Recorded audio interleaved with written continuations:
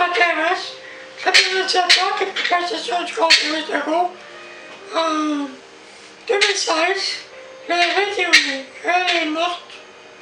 Un activiste rivale de Legault le 20 mai. Cette vidéo-là, c'est pour les scientifiques. Pour expliquer le principe premier de la base, comment voyager à travers le temps. Les vaisseaux spatiaux extraterrestres, ils le font. Plusieurs. Comment traverser le temps? Aller dans le futur ou le passé?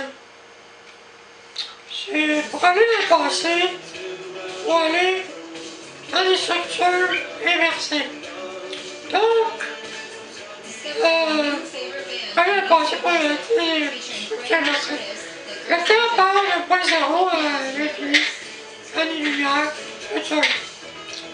Ça, c'est un principe que le temps va dans une direction. Pour aller dans l'autre direction, il faut passer par l'antitemps. L'antitemps, ce qui tient le temps, c'est la vitesse de la lumière. Mais la vitesse de la lumière, tu la décomposes, ça finit par être des masses. Mais les masses sont tenues par le vide. Le vide. Donc, quand on fait des accélérateurs de particules pour faire des explosions entre des petites parties, pour trouver la plus petite partie possible, il faut descendre très bas dans des petites parties, tomber dans des parties, des particules de vide. Les particules de vide forment le vide. Le vide, c'est plus bas que le néant. Le néant, c'est comme tout est mélangé. Mais quand on descend dans le vide, c'est encore plus bas que le néant. Donc, le néant peut se structurer. Le vide, il est structuré par lui-même parce qu'il tient tout. Il tient les ondes gravitationnelles, il tient les masses, les planètes, les galaxies, il tient les univers. Le vide, c'est la base qu'on va dire première. Il y a le vide, il y a l'antivide. Entre le vide et l'antivide, il y a une répulsion. Des forces de répulsion qui fait que le vide ne peut pas aller dans l'antivide. Donc, pour traverser, pour aller dans le temps, il faut aller dans le sens inverse. Le temps, ça coule du zéro jusqu'à le futur. Mais le zéro vient d'une dérivation d'énergie d'une autre dimension qui est rentrée à travers le vide par des principes que traverser. Et est arrivé ici l'énergie qui a créé l'univers. L'univers, c'est pas créé de même, elle vient d'un autre principe, d'un autre univers qui s'est transformé d'une dimension à une autre. Il y a toutes sortes de dimensions.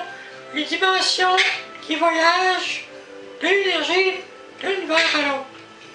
Mais dans l'univers ici, même univers ou interdimension, c'est encore plus complexe, le vide est la base. Donc, il faut aller remonter dans le temps. Ça prend une machine qui est capable de traverser du vide à l'antivide. Il faut que ceux qui occupent aient des machines qui leur font faire traverser aussi sans mourir. Comme quelqu'un qui va dans l'eau à des profondeurs, il y a une dépressurisation dans l'espace. À certains niveaux, il faut augmenter la pression pour pas que la personne meure.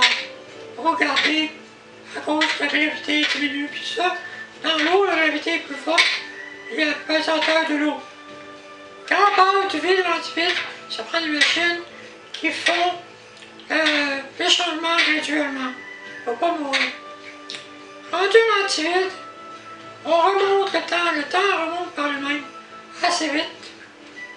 Et puis, après ça, on sait jusqu'où on veut aller avec la machine. Donc, on retraverse après pour revenir dans l'autre système du vide. Donc, on a remonté le temps par l'antivide pour aller dans le vide. Après, à partir du vide, il faut remonter par les forces gravitationnelles, les masses, pour aller dans la matière dite réalité. Par exemple, ici c'est la Terre, puis ça pourrait être une autre planète, ça pourrait être Saturne, Jupiter, ça pourrait être d'autres galaxies d'Andromède, ou la Pléiade, ou des activités Naki, ou ailleurs. Donc, puis, pour détruire les trucs, les bombes les plus dangereuses, c'est ceux qui font comme la fission nucléaire. Et la fission nucléaire, on peut faire de la fission du vide par des particules qu'on envoie qui ont les propriétés de traverser à partir du système de répulsion. On l'inverse puis on le met avec des particules du vide pour traverser.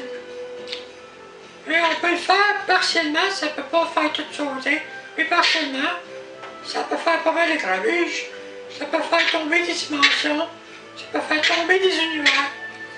Donc c'est une fission par des particules de répulsion entre le vide et l'antivide qu'on projette avec des particules de vide.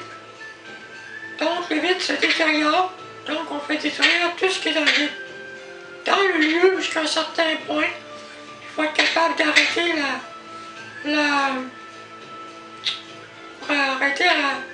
tout ce qui se passe, la réaction, il ne faut pas que ça aille trop loin aussi. Donc il faut mettre un contrôle là-dessus par d'autres choses qui arrêteraient. Il ne faut pas que ça fasse tout sauter le système d'un bord puis l'autre.